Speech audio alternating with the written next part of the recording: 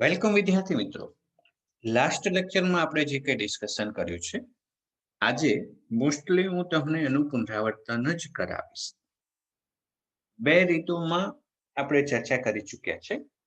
એક છેદ 0 નથી થતો તો, અને બીજો છેદ 0 થાય છે તો. રાઈટ? તો સ્વાધ્યાયનો દાખલા નંબર 8. અંશ છેદ દેખાતા છેદ મૂકી જુઓ અહીંયા. ચાલો મૌખિક ગણતરી કરતા રહો મારી સાથે. 3 નો વર્ગ 9 દુ 18, બરાબર. આ 18 પોઝિટિવ આયા. 5 તરી 15 અને 3 એટલે પણ 18, પણ ઓછા 18 એટલે 0 થઈ ગયા. 3 ની 4 ઘાત 81, મતલબ 0/0 સ્વરૂપ થાય છે.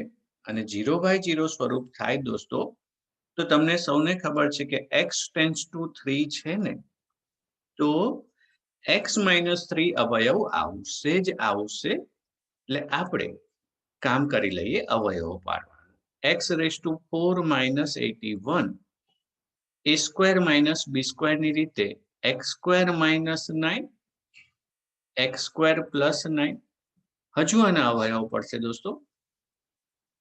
x - 3 x + 3 x² + 9.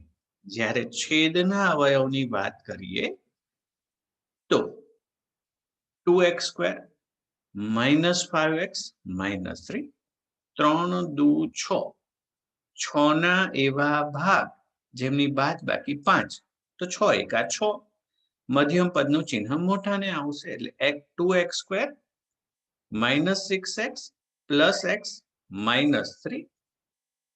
2x common લઈશું દોસ્તો, તો x - 3 + 1 કોમન લઈશું, x - 3 x - 3 2x + 1.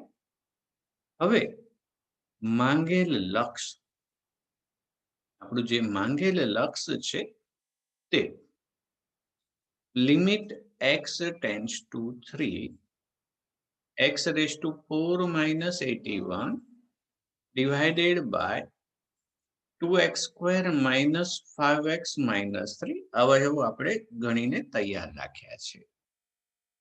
એ અહીંયા ગોઠવી દઈએ. x - 3 x + 3 x² + 9, અને આના અવયવ આવશે આપણા x - 3 2x + 1. બરાબર. હવે જે પદો વધ્યા છે એ આપણે લખી લઈએ. x + 3 x² + 9 2x + 1. હવે x નું મૂલ્ય મૂકો દોસ્તો. છેદ 0 નથી થતો ને, એટલે સીધી લિમિટ એપ્લાય કરી શકાશે. પણ માનો કે હજુ પણ છેદ 0 થયો હોત તો, માનો કે તો ફરી અવયવ પડતા. બરાબર, આ પ્રોસેસ ફરી કરવો પડતો, પણ અહીંયા એવું નથી થતું. છેદ 0 નથી થતો તો લિમિટ આપી દઈએ.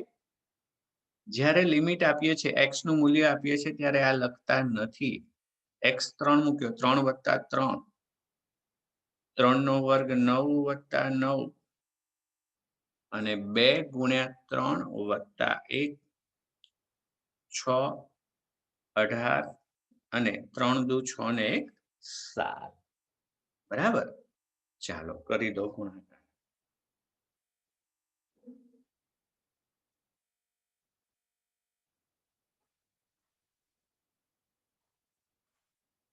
ફટાફટ.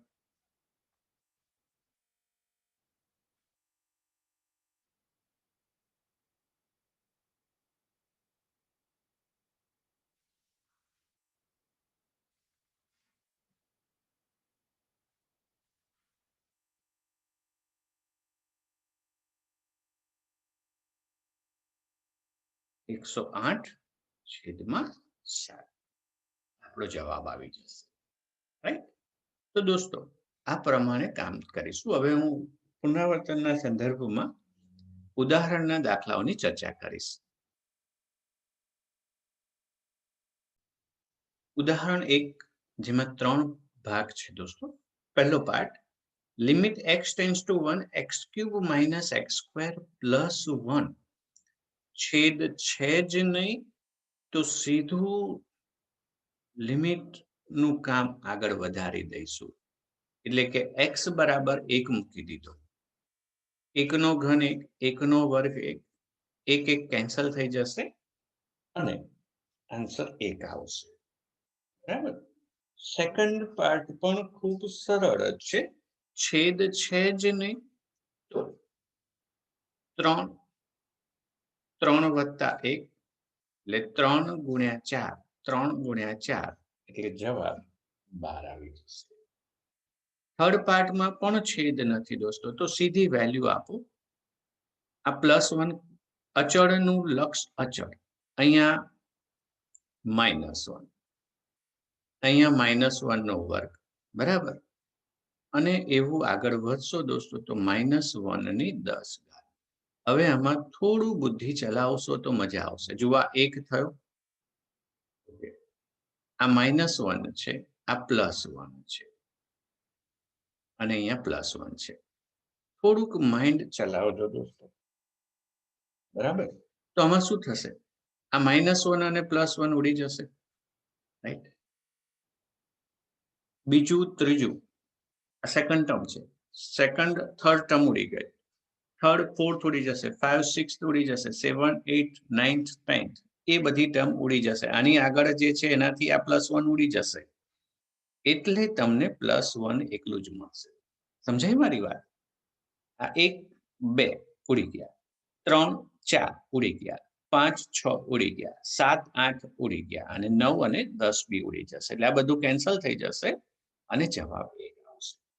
આ 10 ઘાતને બદલે 100 ઘાત 1000 ઘાત એવું બી પૂછી શકે. અહીંયાથી 1 કેન્સલ કરી દે તો તમારે આ પેરિંગ જે ટર્મ બનાવી મેં કે જુઓ ભાઈ આ બબ્બેની જોડીમાં ઉડી જવાના છે, એટલું ધ્યાન રાખજો. બરાબર. ચાલો આગળ વધીએ ઉદાહરણ 2 તરફ. ઉદાહરણ 2 એમાં કુલ 5 ભાગ છે. આપણે પહેલા 3 શીખીએ પછી આગળ સમજીશું. Limit x tends to 1 x² + 1 છેદમાં x + 100. x બરાબર 1 છેદમાં મૂકીશ તો છેદ શૂન્ય નથી થતો. છેદ શૂન્ય નથી થતો તો લિમિટ ડાયરેક્ટ મૂકી શકો છો. એટલે x બરાબર 1 મૂકી દીધા દોસ્તો. અહીંયા કૌંસની જરૂર નથી પણ લખાઈ ગયો છે તો રહેવા દો. 1 નો વર્ગ 1, બરાબર, અને અહીંયા 101, તો 2 ના છેદમાં 101 એવો જવાબ આવશે. હવે અહીંયા છેદ છે તો 0 થયો છેદ, અંશ બી 0 થઈ જશે. જુઓ છેદ 0 થાય છે, 4 - 4 2 નો ઘન 8. આ તમારા માટે સમજૂતી છે. 2 નો વર્ગ 4, 4 ચોક 16 અને 8, 16 - 16 0, એટલે આ બી 0/0 થાય છે. તો દોસ્તો યાદ કરો કે x ટેન્ડ્સ ટુ 2 છે એટલે x - 2 અવયવ પડશે, બરાબર. આ અવયવ એવા છે જે ડાયરેક્ટલી લખી શકીએ એમ છે, તો અંશ છેદ એવું સેપરેટ કરવા નથી બેસતો. મને અંશમાંથી x કોમન દેખાય છે એટલે x² - 4x + 4 અને છેદમાં x - 2 x + 2. અવયવોની માસ્ટરી બહુ જ જરૂરી છે. Limit x tends to 2 x, હવે આ પૂર્ણ વર્ગ પદાવલી છે દોસ્તો, ખબર પડવી જ જોઈએ. આ બધી x - 2 હોલ સ્ક્વેર છે, બરાબર. x - 2 x + 2, આ એક x - 2 કેન્સલ થશે. ઘણી બધી વખતે આવી રીતે લખતા હોય છે કારણ x is not equal two.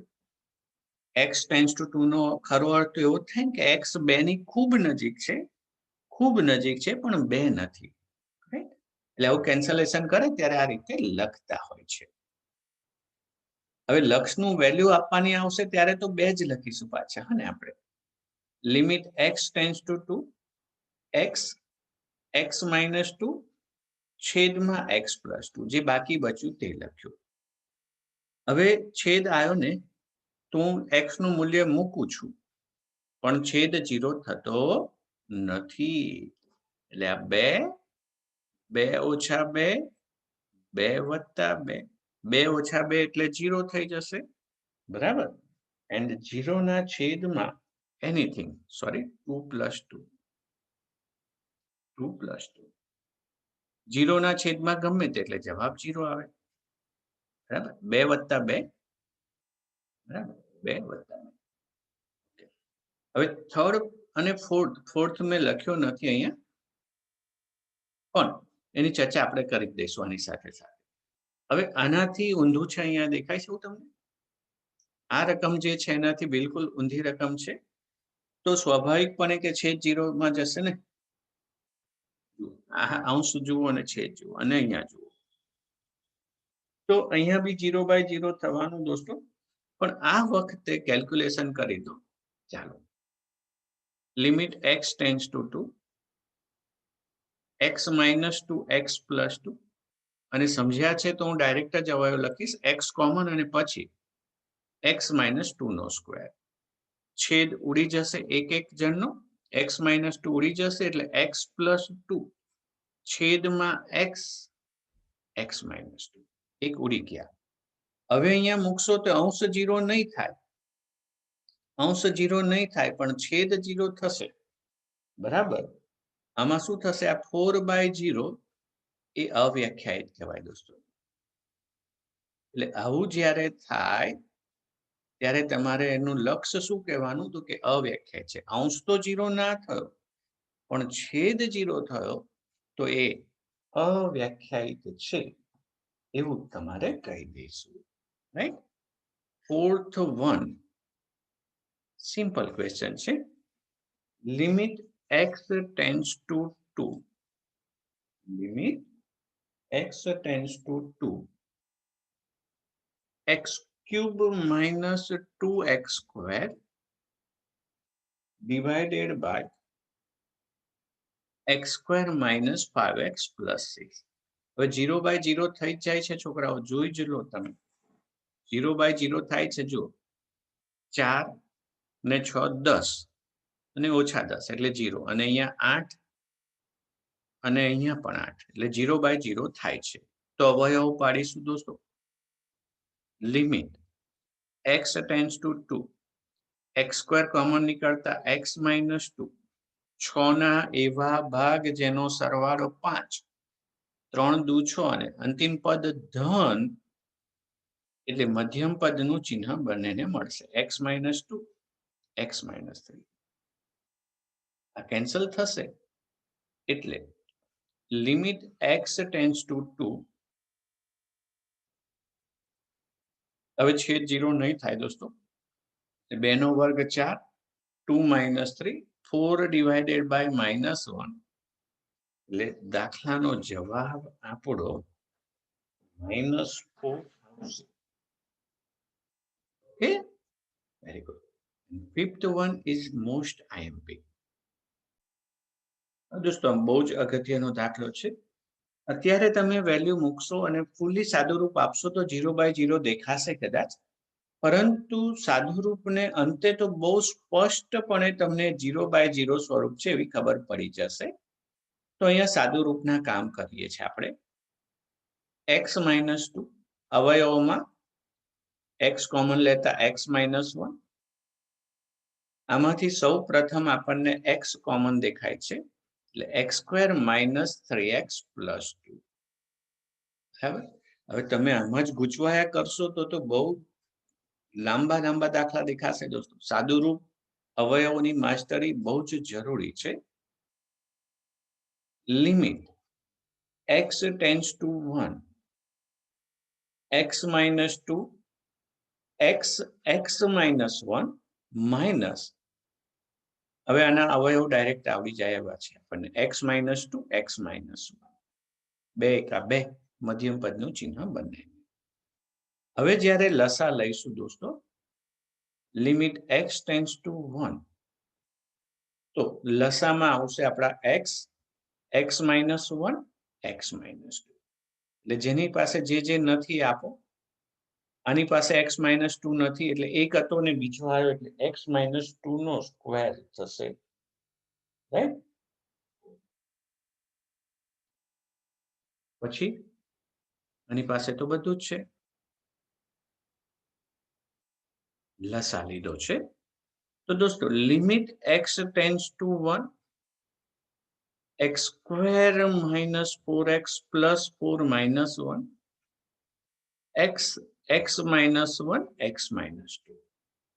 સાદું રૂપ લઈશું દોસ્તો તો જવાબમાં આવશે આપણી પાસે limit x tends to 1, x square minus 4x plus 3 છેદમાં x માઇનસ 1, x માઇનસ 2.